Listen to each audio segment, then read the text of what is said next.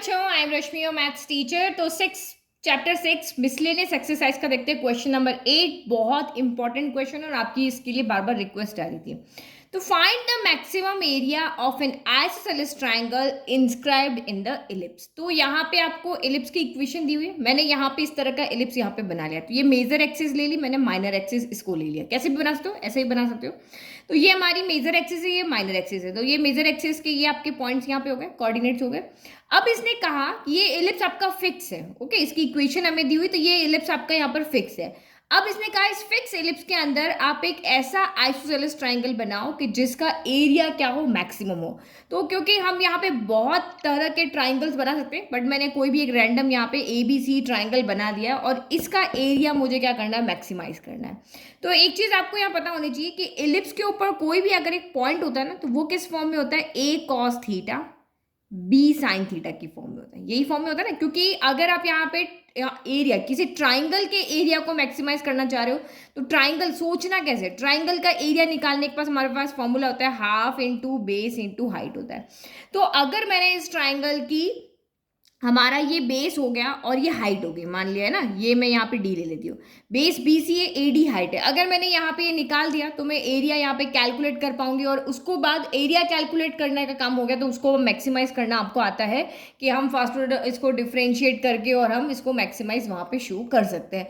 तो first thing जो हमारे लिए सबसे बड़ी प्रॉब्लम है कि एरिया कैसे निकाले।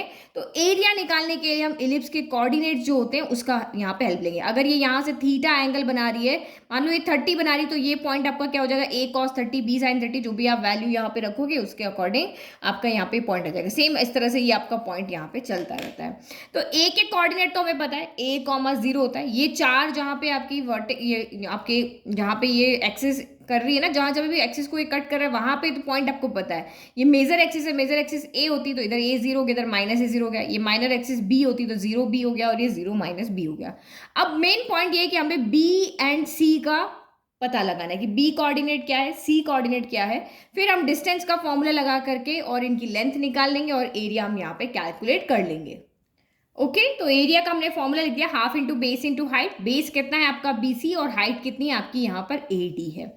अब मैं यहाँ पर लेती हूँ कि मान लिया कि B पॉइंट के कोऑर्डिनेट जो है वो मेरे A cos theta B sin theta है। ठीक है, मैंने ये कोई भी, क्योंकि इलिप्स के ऊपर इसी तरीके से होते हैं, तो सिमेट्री, ये पॉइंट इसके जस्ट कहाँ है, नीचे है।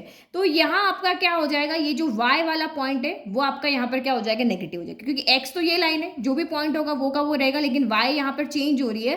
तो ये आपका कितना हो जाएगा, ये हो जाएगा A cos थीटा और ये माइनस का B क्या हो जाएगा, साइन थीटा हो जाएगा। तो अकॉर्डिंग टू सिमेट्री।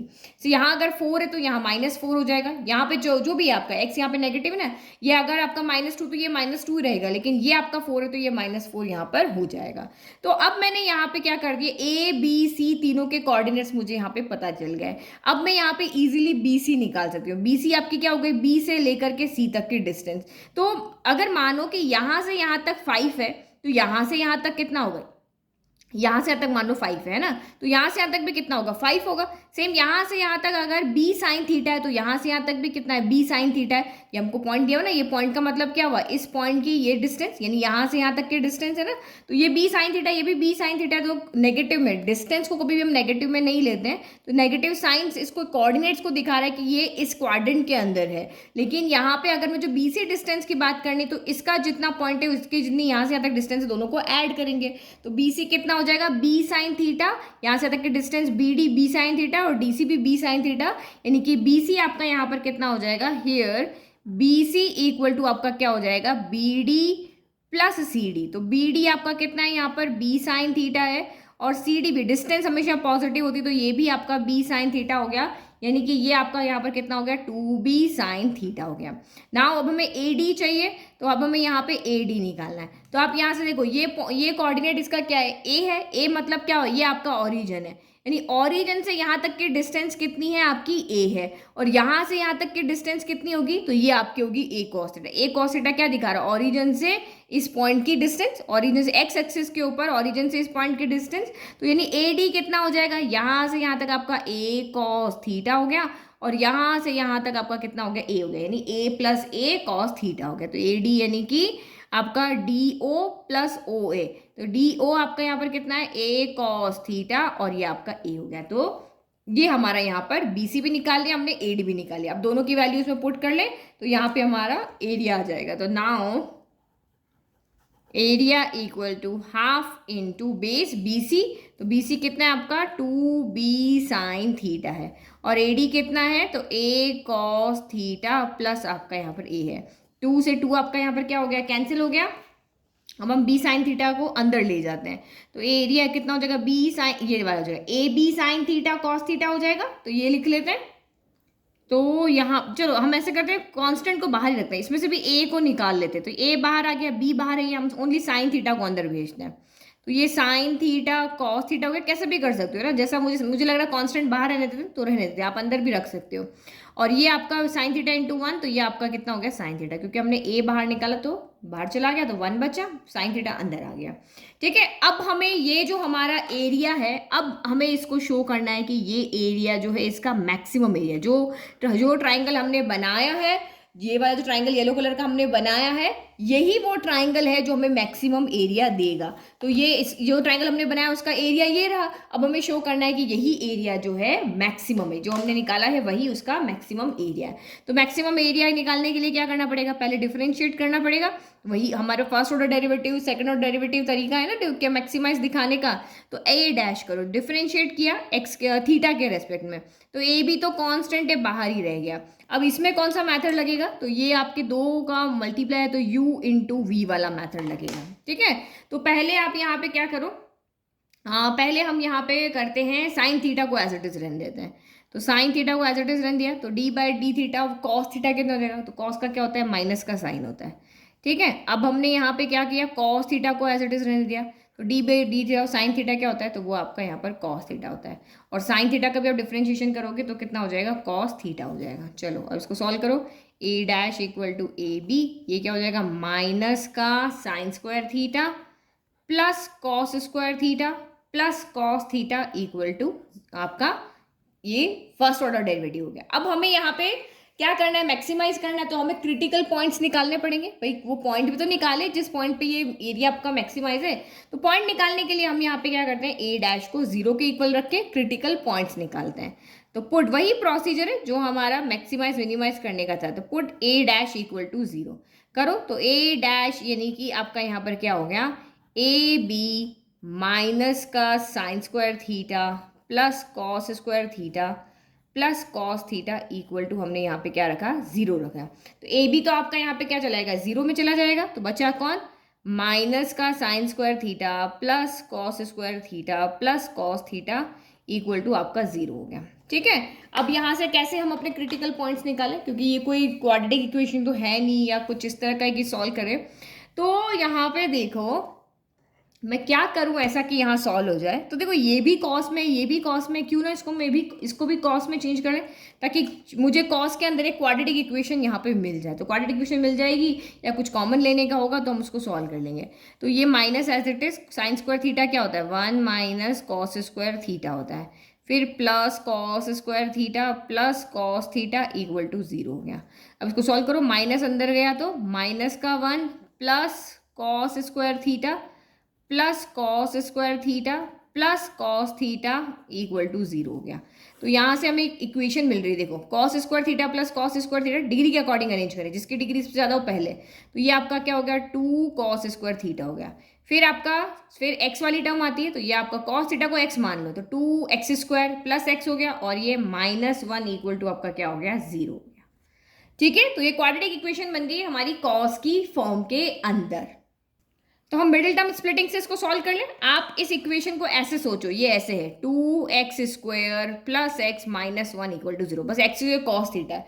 तो मिडिल टर्म स्प्लिट कैसे होती है कि हमें दो नंबर ऐसे चाहिए जिनका प्रोडक्ट करने पर, और यहाँ पे क्या है आपका प्लस है, तो आपका नहीं, यहाँ पे क्या आपका माइनस है ना, तो माइनस करने पर आना चाहिए, नहीं p माइनस क्यू। तो देखो 2 1 ज़ा 2, तो प्रोडक्ट करने पर 2 आना चाहिए, और 2 माइनस 1 यानी एक्स का कॉफिशिएंट कितना आना चाहिए, 1 आना चाहिए।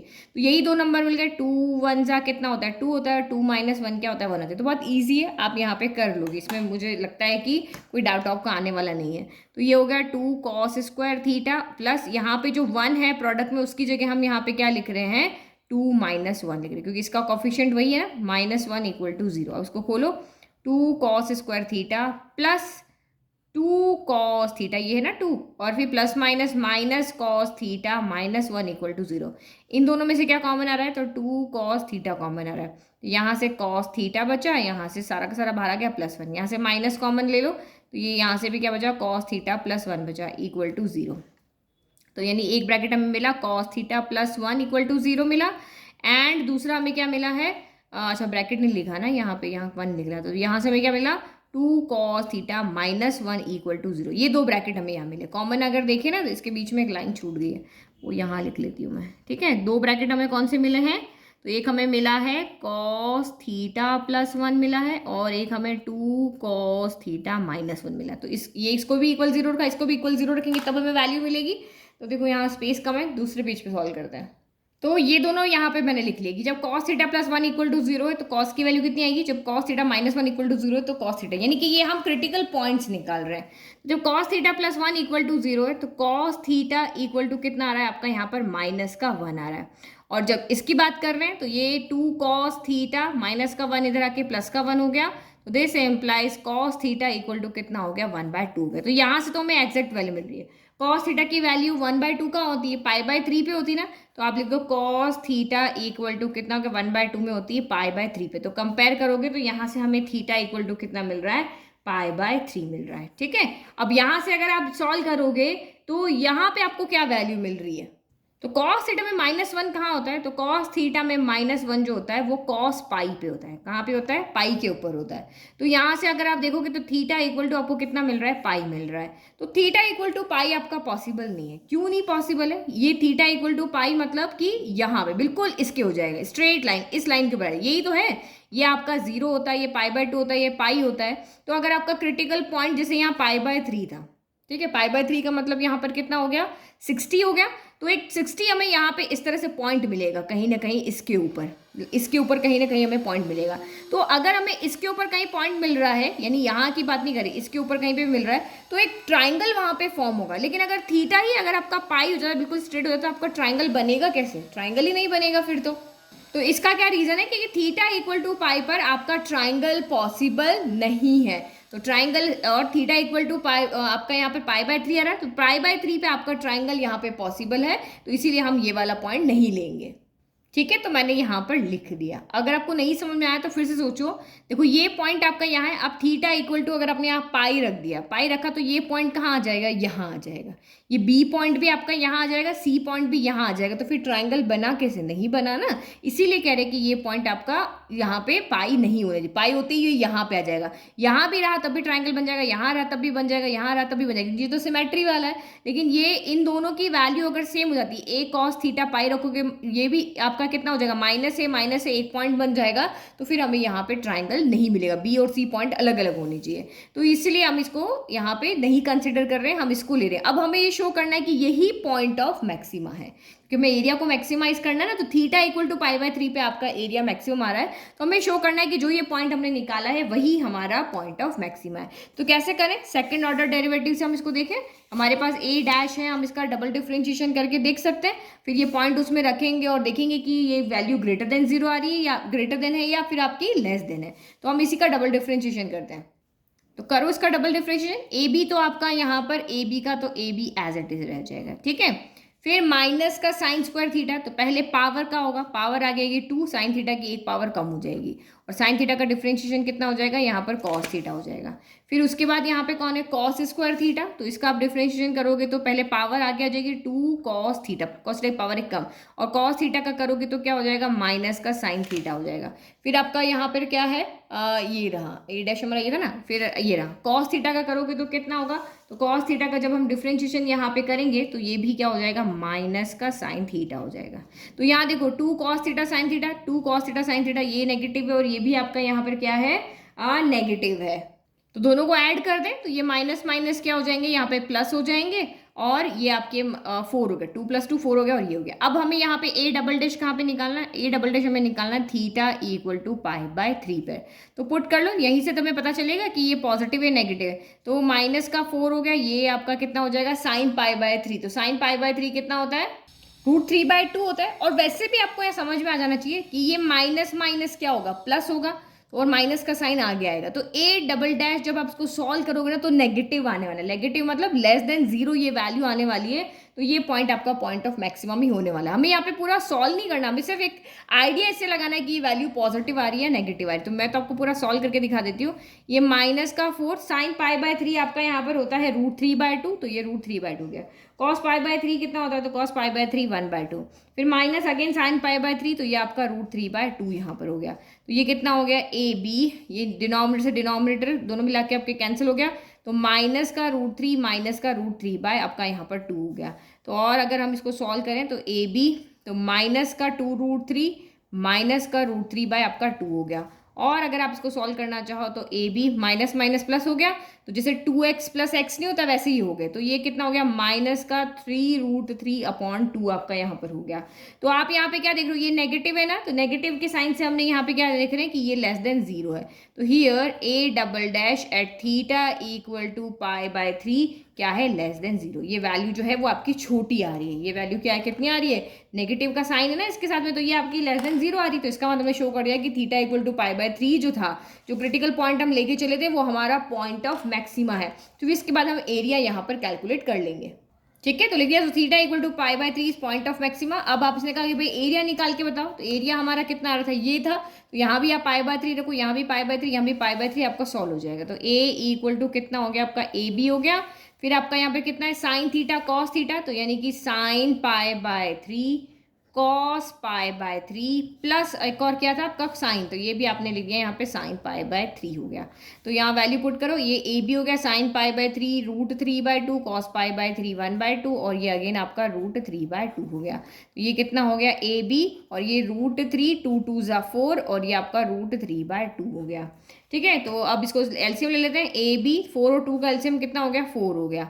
तो यहाँ पे तो √3 ही रहेगा, और यहाँ पे 2 ऊपर चला जाएगा तो 2√3 हो गया। ठीक है, तो 2√3, और देखो 2 टाइम √3 1 टाइम √3 यानी 3 टाइम √3, तो ए बी 3√3 आपका 4 हो गया। और स्क्वायर यूनिट लगा देते क्योंकि हमें आगे पता नहीं है। तो ये हमारा वो आइसोसेलेस ट्राइंगल है जिसका एरिया मैक्सिमम है, और एरिया कितना है तो वो भी हमने यहाँ कैलकुलेट करके दिखा दिया। तो यहाँ से क्वेश्चन कुछ भी नहीं था। ये मिलने के बाद आप सारा का सारा क्वेश्चन कर लोगे, बट ये निकाल के लाना ही इस क्वेश्चन के लिए इंपॉर्टेंट पॉइंट है, जिसमें बहुत सारे बच्चे फंसेंगे कि भाई हम एरिया निकाले कैसे, कैसे उस ट्राइंगल की साइड्स लेकर आए। तो हमने जो इलिप्स था उसकी कंडीशन को लेकर के और हमने यहाँ पे ट्राइंगल की साइड्स को बना दिया। ये इस चैप्टर में जो मिसलेनियस एक्सरसाइज के जो भी ये क्वेश्चन है ना मैक्सिमम ये वाले, ये बहुत इंपॉर्टेंट है और ये बहुत बार एग्जाम में आए हुए हैं। तो आप इनको बहुत अच्छे से समझ लेना। बस अब ये समझने के बाद तो नीचे वाला काम तो आपको बहुत ईजिली आता है। Thank you.